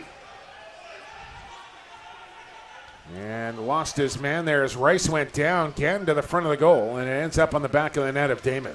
Dodged a little bit of a bullet there, but I'd really like to see Snake Island try to get to the middle of the floor. They flogged a few from the outside the last couple of possessions. Yeah, in particular, Lanchbury has got to get it going here for his club in this big game. Sinfield with a good move, scores! The inside jelly roll for Sinfield, and then finds far pipe, hip high, 6-5. Good things happen when you get to the soft areas of the floor, Jumbo. Off a swing as well, spin moves, hammers that circle button on his controller, takes it to the net, and it's no move, no fake, hammers it as hard as he can. We're having a little bit of a breakout moment for Sinfield here at the 2025 Prezi. Back within one here are the Muskies with 14 to go in the third. Back to center we go, and a face-off win for Ronan Push, but it's going to be Accioni to the top of the crease, and a crease violation, says the official. And Accioni gets up barking at him. Bergloff lumbers in. Took a whack on the hands. He'll feed off. Needham will spin it for Playstead. Quick pass for Farrell. Shuffling in. Ball on the deck. Picked up by Milligan. Shoveled free. Dean Farrell blocked. Second attempt. Scores! Oh, man. Bomberry and others had a crack at the loose ball, but Farrell stays with the play and then finds top Cornerville, 7-5 Edmonton. Well, this is unfortunate for Snake Island. A couple of great defensive plays, but a little flip off of the block shot into the back of the net. Great soak from Bomberry, but how about Farrell sticking with it, picks up the rebound, and puts that one home. This Miners team, man, as the tournament progresses, they just get better and better and better. It's incredible. It really is. The way they just find ways to win games when they matter at the President's Cup. And they've made victim out of a bunch of teams over the years that thought, okay, this is going to be our year. And still, we have 13 to go. We're not counting out the Muskies here by any means. But 2-goal lead for Edmonton once again, as Raposo will dash across the line. Can the Muskies find a way? Von Harris will find a moving pick call. Spallina checking up Craig, and he can strip you. Craig, we're going to protect that ball. Spallina and Craig. Oh, Craig's going to stay. Here's Bowen, and that was a sneaky move there for Craig to set that screen for Bowen for a pretty good look as Spallina bailed to the bench. They do get the reset. And every possession now here in the third period pivotal. An undone chin strap for Sonishin has to make the change. Milligan at the ready, steps on. This is Playstead. Feed to Bowen. Good check there from Bomb. Reverse backhand and right on for Damoud, who gets in front of that one as that one was ready to be loaded up on the highlight reel. Massive. Would have been massive as this is a terrible turnover. Almost. Thomas bails out his team there to keep possession.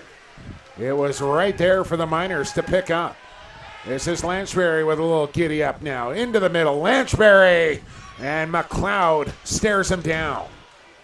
Keogh hard into his man. Knocked it loose. Digs it up.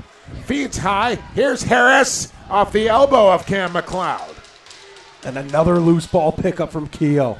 Thomas not going to force it. Harris will. And McLeod will squeeze the arm to the midsection, and he has just had Von Harris's number all game long here in this one. You get a couple of great resets there off of a gritty couple of loose balls from Keogh. I don't know if that's the take I want. Needham. Damoud says no. 11:20 here to go in the third. Miners by 2. Win, and you're in the President's Cup final tomorrow at 7 o'clock Pacific, or not Pacific time, Eastern time. I was going to say, we're going to stay up late tomorrow. 4 o'clock Pacific. Lanchberry trying to change that. Here's Joey Spallina with a bouncer off the inside of the pipe and out of play. And then a high check thrown. Is that Rice going down again? And I think it might be the same issue that he had in the first. And if he wasn't done in the first period, I think he probably is now. This does not look good here for Jake Rice. Take a look at the far screen. You can see Rice. There's a great chance from Spallina. This kind of gets... I think he Oh. took a leg on the side of his knee there. And Yeah. if you already got some issues and then get that unsuspectingly... He's a tough kid down there, and he's trying to get up and walk this off, and he just can't. Man.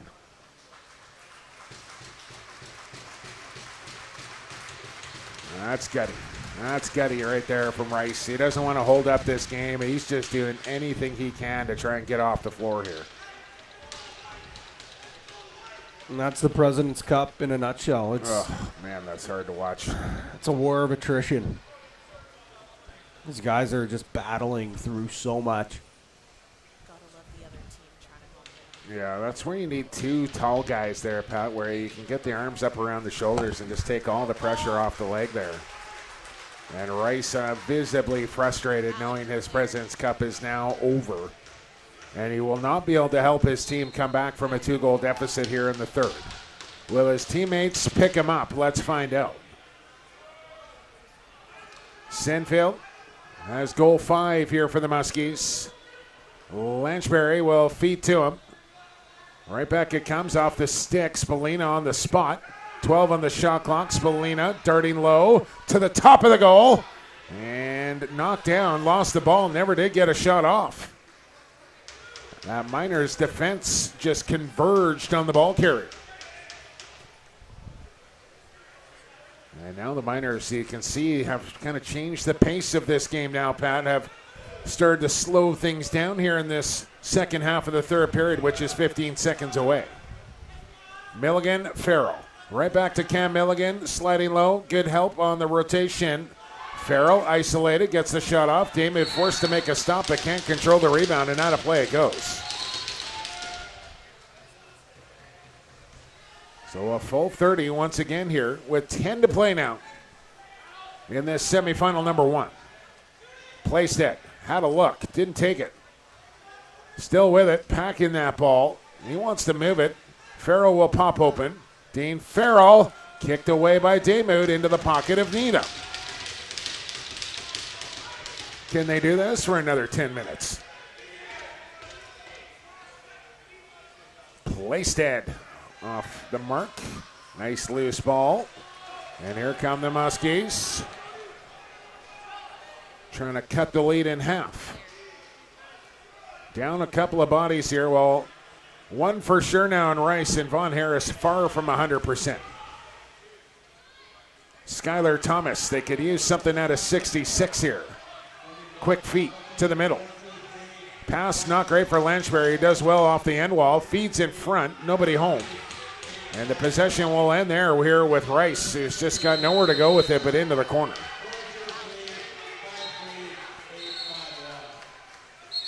And Jordan Cornfield alerting the referees we're under 10 minutes. We want the media timeout here. And it's good coaching from Jordan Cornfield, knowing game awareness, right? He wants a break here for his team, and he gets it with 8:56 to go.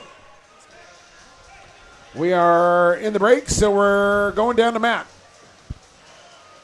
Thanks, guys. I want to introduce you to two brothers who are playing together, not just here in Snake Island, but they play together in Delaware and growing up in Barrie. That's, of course, Cam and Matt Atshoni. Cam, a member of San Diego in the National Lacrosse League, and Matt's rights owned by Saskatchewan.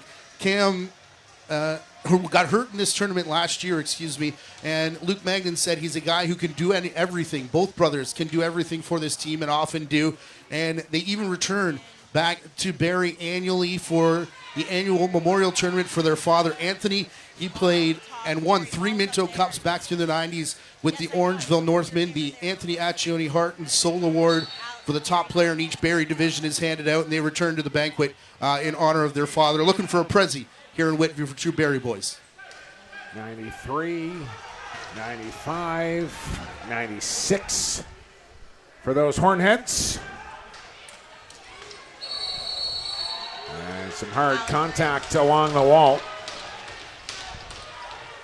That's just 3 of the Hornheads, Mintos. And that's just the 90s, Pat, just so you know. Oh, yeah. 8.5 to go here in the third. Out of the break, Miners ball, leading by 2. Bowen on the go. Into the slot, Milligan, a good look. And Chris Wellman will gather in the loose ball. Goals have been at a premium today, and the Muskies need at least 2 to tie. Keel, the bull dodge. Sinfield, the tuck. Sinfield scores! This kid is hot.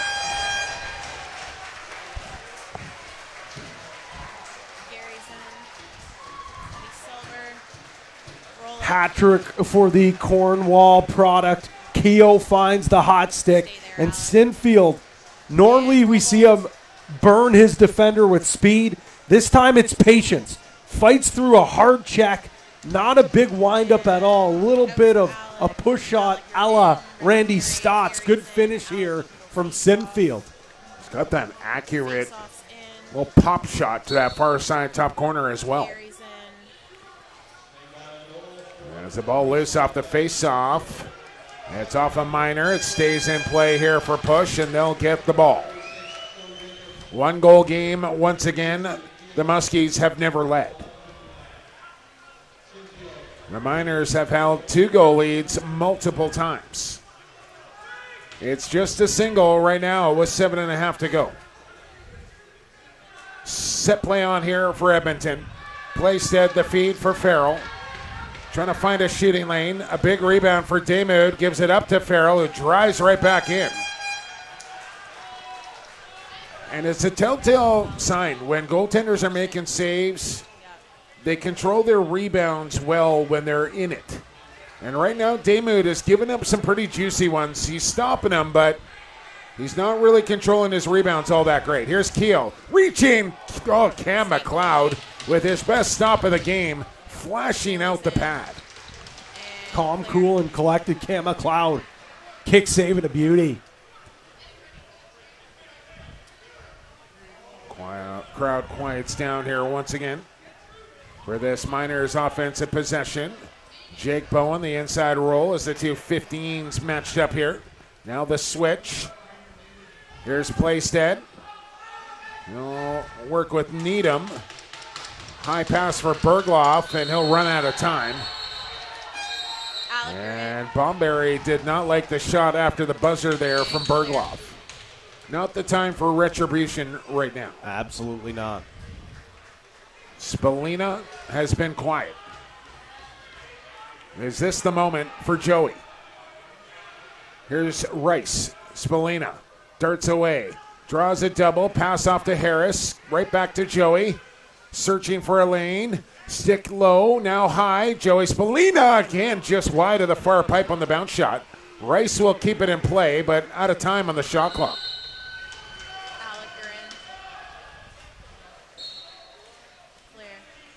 6 minutes to go here in semifinal number 1.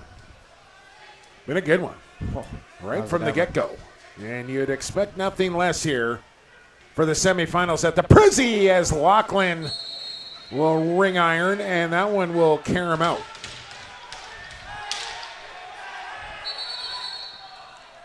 The ball back on the playing surface. Where are we at, Wrigley Field here? Did somebody throw that back on? Not good, away we go. 30-second clock starts to run, as does the big ticker. Down to 5.5 here, approaching the stretch drive from Whitby. Milligan. Stone Jacobs marked up. Milligan to the Goal line extended, tried to feed to Lachlan. Where's the ball? It's in behind the net. Picked up by Playstead. And an easy save there for Daymud, and controls the rebound.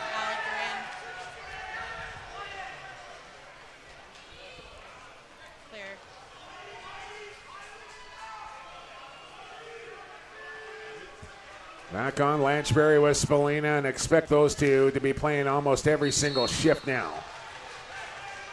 Shot out of play, full 30 now for the Muskies offense, trying to tie the game once again. And if they don't find the pocket at 27 at some point, something is amiss. Hard feed for Lanchbury, evades the crease, feed in front, there's Sinfield, scores! What a pass from Lanchbury, what a finish from Sinfield. Did I mention the kid is hot? Lanchbury's going to go behind the net, one hand on the stick. Beautiful backdoor cut. Sinfield looking angelic on this one. Unbelievable game tournament. Player. And all to play for now, with 4.5 to go and deadlocked once again, this time at 7. Needham against Accioni. Here's Lachlan to Bowen. A bounce shot, easily handled by Daymud. The ball up for grabs here, and Stone Jacobs on top of that one. A chance for the Muskies to go in front for the first time in this game right here, right now. Lanchbury will work with Von Harris. Here's Ryan Lanchbury. 15 on the shot clock, a feet high for Rice. He'll give it to Skylar Thomas. Into the middle of the floor he comes. Hard feed Lanchbury. Thomas still cutting through. Sinfield had a bobble. He'll get it back. Not going to panic. Now tucks away, shoots. McLeod didn't need to make a stop there. A shot clock violation on the Muskies. A chance for the Miners to regain the lead. And they'll take their time with it here in the third. Late in it now with 3.5. Farrell, the catch high. Feet in front. And Sonnichsen didn't get the stick up in time. Can the Muskies get the lead here? Lanchbury going to saunter in. To the middle of the floor he comes. Shoots, and a big rebound off of McLeod. We haven't seen a lot of those. A battle for the lookout. That's a dangerous check from Sinfield, but draws just the minor possession call.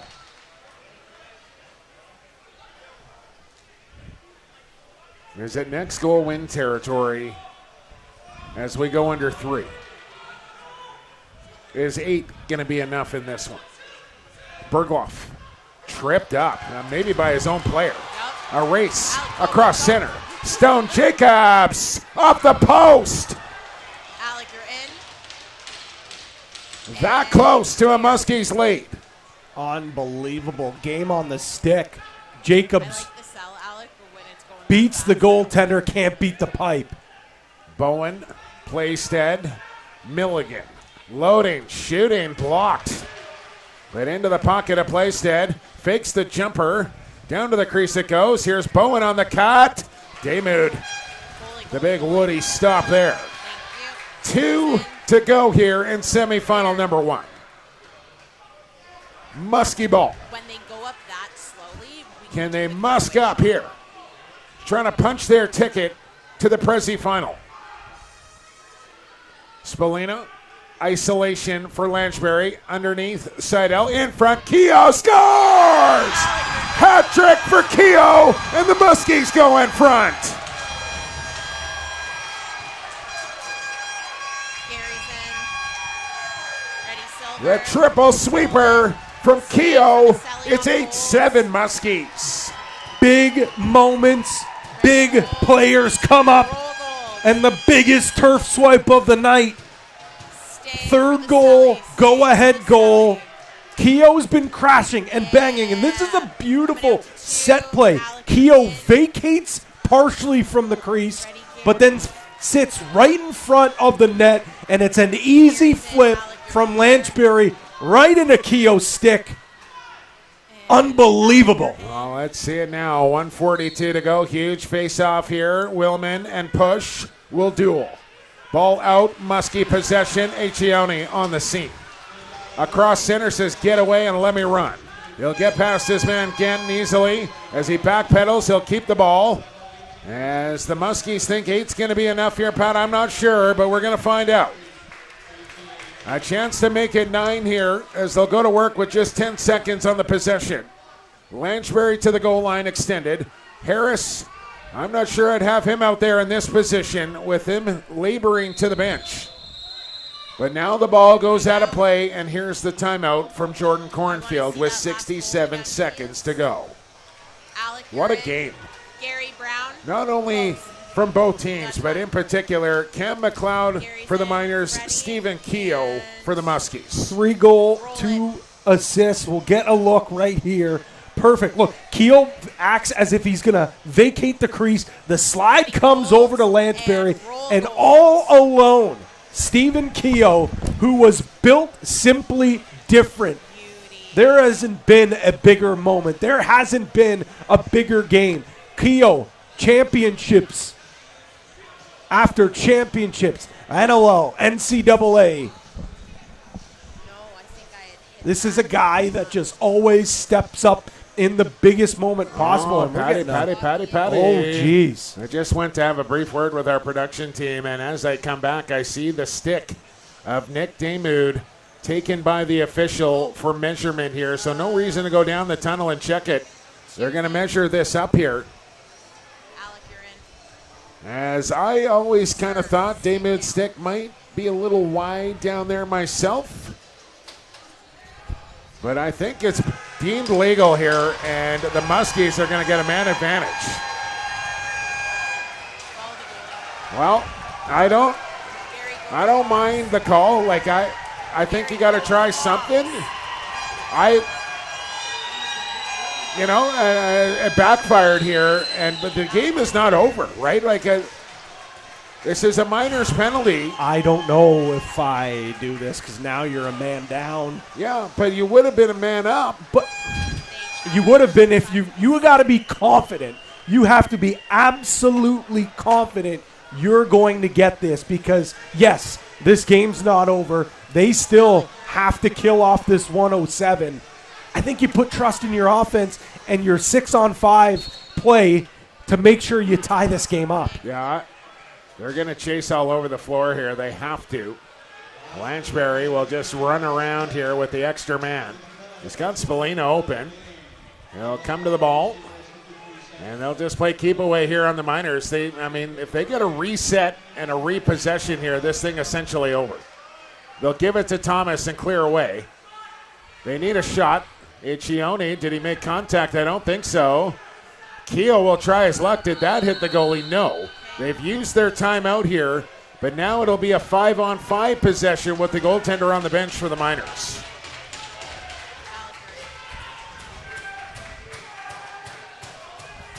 Muskies getting sorted defensively. Here we go. About a 4-second differential between game clock and shot clock. Muskies essentially looking for a stop. Bowen. Who are they going to set it up for? Lachlan shoots and Damoud kicks it away. Playstead comes up with a repossession. Bowen going to try and create now. Driving, double, ball loose on the deck. Who wants it? It's knocked ahead. It's at center. It's across the line. Raposo just going to kick it into the corner. And the Muskies are 8 seconds away from a final as the Miners pick it up. Down to 5. Down to 3. And what do we got in the corner? An injury. They blow that play down? What is happening here? We saw it on gold. Did they blow that down for a minor injury with the Miners in possession? And they did, and they're trying to get things sorted here. Now, where are they going to get the ball if that is the case? It should be all the way back down where the injury was, should it not? It's got to be back. no, you're not, because we've already seen the injury. I'm seeing You got to roll back. the officials here pointing Back, that way, back, pointing back, down. Back. They're going to call re-face-off here. 4 seconds, and I'm going to say it, face-offs matter. This is where if they're going to face this off. They're refacing here. And this is, you got to just assume that Willman's going to do everything in his power just to muck this up for 4 seconds. So push, and we saw this in the Team Canada game, Patty, and back in Korea. What they have in that one, 8 seconds. They created a great scoring opportunity, and that was in field lacrosse. This, a little different, but just 4 seconds to go here. Everybody lined up in the offensive zone. Sticks are down. Muskies by 1, and face-offs matter as push pulls it free. It's swatted away, and that's it. It's over. The Muskies come from behind in the third period and win it by 1. 8-7 your final as Stephen Keogh with the game-winning goal. Not a moment too big for the veteran Stephen Keogh, the game winner, crashing and banging all night long, walks away with a hat trick. But how about this? Snake Island heading back to the gold medal game for the first time since 2011 when they hosted the President's Cup. Job's not done for the Muskies, but 1 win closer to getting back on top of the Senior B Hill. They have not lost a game here in Whitby all week long, now 5-0. That clearly their toughest test here against Edmonton in the semifinal. And hats off here to the Miners who will play for bronze, Pat. You know, a team that we didn't think really was going to make a whole lot of noise here this week, but they came in, they played their you-know-what's off, and got to this semifinal, held a 2-goal lead here in the third period. They had multiple 2-goal leads, but they just couldn't hold off the Muskies down the stretch as a late comeback. They lose by 1, 8-7. Nothing to hang your hats on here for the Miners. They left it out on the turf here today, no question. Let's not forget, they open up the tournament with a convincing victory where they score 33 goals. But then in game 2 and 3 of the round robin, just able to muster 9 goals. And everyone writes this team off. They have a gritty performance against a great Allegheny team. They punched their ticket through the quarterfinals, and they come here. And here's the thing, Jake. They're going to have an opportunity that not a lot of programs have, is to win 3 straight medals. They silver 2 years in a row, and they're going to play for a bronze here. Yeah. And the Three Nations Lacrosse League champion, Snake Island Muskies, are going to play for gold against either Six Nations or Brooklyn. We'll find that out in a few hours from now, but a nice exchange here from Jordan Cornfield and Gleewood Mitchell out on the turf. Just 2 real good guys of the sport, 2 guys that know how to run an organization, and 2 guys that coached up their teams here in the semifinal. But it's the Muskies who come out on top in what was just a whale of a lacrosse game here today, as we'll send it down to the turf for players of the game, and then we'll get Matt Carrick after that, as Cam Milligan will be named the player of the game here for the Miners. Well, got to be Stevie Keogh here. It has to be. If I it's mean, not- Sinfield was pretty good too, but it's got to be Keogh. Well, Sinfield too, yeah, I mean. Okay. Okay. I mean, I'm not going to take anything away from the game Raposo had either, but I don't know how you don't get that to Keogh or at least Sinfield in that game right there. But congratulations to Raposo and Cam Milligan, who are this game's players of the games. As Matty Carrick on his horse once again. He's already talked to Raposo. He's going to talk to him again. Let's go down to the turf and the lacrosse boss. Yes, I am. In intermission, you said your guys are going to win. Why were you so confident? Just believe in the group in here, and it's been a tight group all season, and we just don't stop believing. So I think there was just belief all the way through, even with adversity. So yeah. Is that what's going to be the difference getting into the game tomorrow? Because I know this is not uncharted for you guys. You were there in 2011, but I know you've got big goals here. Yeah, I think it's just another game, right? Play it like it's just another game. Be comfortable, be confident, go into it with together, and we'll be fine tomorrow. So you're playing for gold tomorrow night. Take me through the next 24 hours or so. What's that going to be? Just get as much rest as possible, a good meal, and hang out with the boys. Brooklyn, Six Nations, doesn't matter? No. Okay, we'll see you tomorrow. Thanks so much, appreciate it. Jackson Raposo, send it back upstairs. Jake and Patty to wrap us up.